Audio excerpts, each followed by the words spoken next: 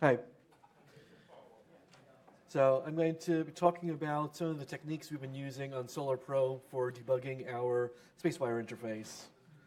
So, quick background, Parker Solar Probe is a mission going to touch the sun. We've talked about it here many times in the past.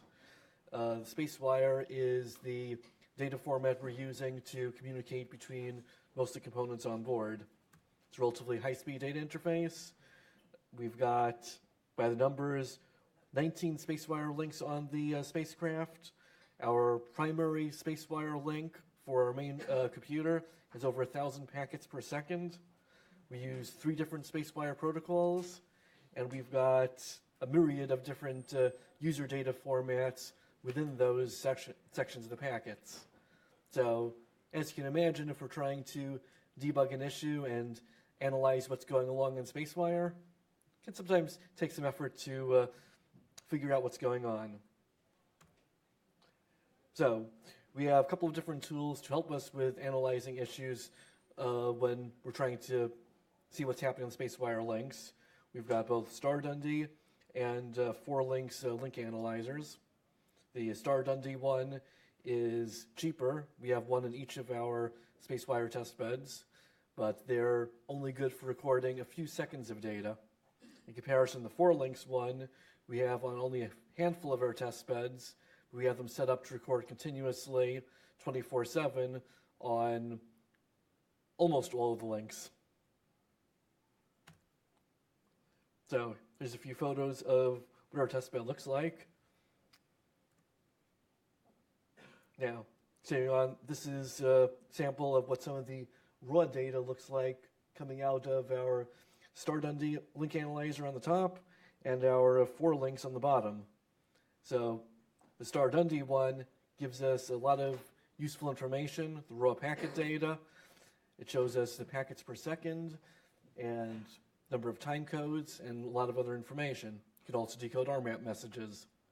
The 4links in comparison gives us the same information, but in a pure text display. So in general, that's very useful information, but if you're trying to do anything more than basic analysis, you have to basically become literate in SpaceWire. Finding a specific data packet and see what's going on, well, that's a lot of data to sort through. So after trying to debug that on issues quite a few times, in between compiling and building our logs, I thought there must be a better way. So I started building a database system. I used the API from StarDundee to grab data directly from their product and insert it into a MySQL database that works in roughly real time. For the 4links, as I said, we have that recording continuously to their proprietary binary format, and I've got a Perl script that was built using some examples from them that parses that data and inserts it into the same MySQL database. The schema pulls out some of the common information and stores all of the binary data. So, well, this slide is just details on the scripts I've just mentioned. The StarDundee, as I said, has a very nice API that lets you do a lot of things. So, database schema. At the top level, I record each time we do a capture, we record the timestamp, we record the links that each data packet comes on, and we pull out some of the common header information like the logical address and stuff like that. Then I've got table views on top of that provide a very nice interface to show us not just the raw logical address, but gives it the friendly name. This packet came from our primary computer. This packet was going to the radio, etc. The result is that we can also query on any of those terms and very quickly find just what we want with a few queries without having to search through a raw ASCII table. In comparison, though, for the 4links data, I mentioned before how much data we have. If you have even just a 6-minute file, that's a lot of packets. It quickly comes out to several million entries in the database. It takes us on average about 2 hours to parse just that 6-minute log file.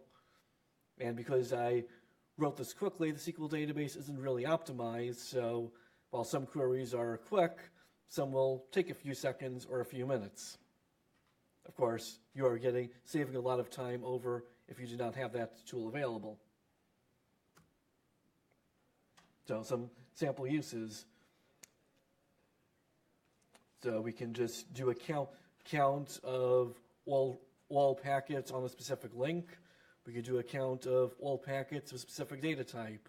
For example, pick out and tell us how many CCSDS packets were received from the radio. That's a quick way to find out whether or not our telemetry is flowing through. For more complex analysis, we can construct table views or queries to do pretty much anything. For example, in one case, we had a very sporadic issue with a specific data point. So I had a query that went into the user data portion, filtering on a specific logical address, a specific transaction ID, and specific data fields there, showing me exactly when a certain data point went bad. And then we were able to backtrack and see a list of packets around that time and help pinpoint when and what went wrong. Now, since I've developed this mostly on my free time for my usage, I've been hoping to encourage other people in my group to use it, and everybody sees the advantage. But at this stage, it requires my knowledge of SQL in order to actually do the queries and analyze it. So when one of my colleagues needs to look at the data, I'm often writing the queries, pull it up in my script, and then through any of several database tools, I can quickly export it to an Excel format or an HTML format, which is easy to share with pretty much anybody. In the future, I hope to enhance that with a more automated tool to have a one-button press on the server to request parsing of a log file and view the results in the browser without needing me or somebody else with SQL knowledge to actually do that parsing. At the same time, of course, this is also putting everything in a very user-friendly state, so instead of depending on me or one or two others in my group that understand the SpaceWire protocol to find out what the data is, anybody that knows what the data on the spacecraft should be can query for that specific data and do their analysis. Other future enhancements is, well, as I said, the database schema was built for my convenience, wasn't built for efficiency in mind. I'm using table views instead of actually pulling things out into separate tables and using proper SQL practices. So things could be optimized quite a bit if more people than just me in my group decide to use it to make that effort worthwhile. As I was writing these slides, it also occurred to me that we've got this huge amount of data and we're manually searching through to find when something goes wrong. It seems like a perfect case for looking into big data analysis tools or other AI analytics to do trending analysis and see what goes wrong. Perhaps that'll be a research project in the future. So I know I've rushed through this in an attempt to help us get back on schedule. Hopefully I got all my points across. Any questions, I am happy to elaborate.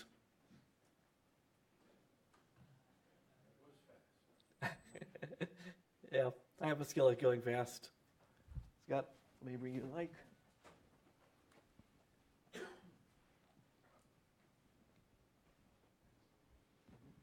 I'm just wondering if you, having had this success with an SQL-based database, have you examined any of the other database technologies that are a little bit newer that are designed for very large data as a next generation sort of product? So I chose MySQL for this project because it was for my own convenience and it was quick and easy to use. I have used in the past NoSQL and some of these other big data formats, but for the type of structured data that we have over the SpaceWire bus, those databases don't quite fit. And even though we're talking about, may say, 1 million entries for one data set, that's still a little bit on the small end for a lot of these true big data systems. But the analysis techniques that are used in some of those systems may still be applicable. Any other questions? Okay, thank you. Joe, let's get you set up.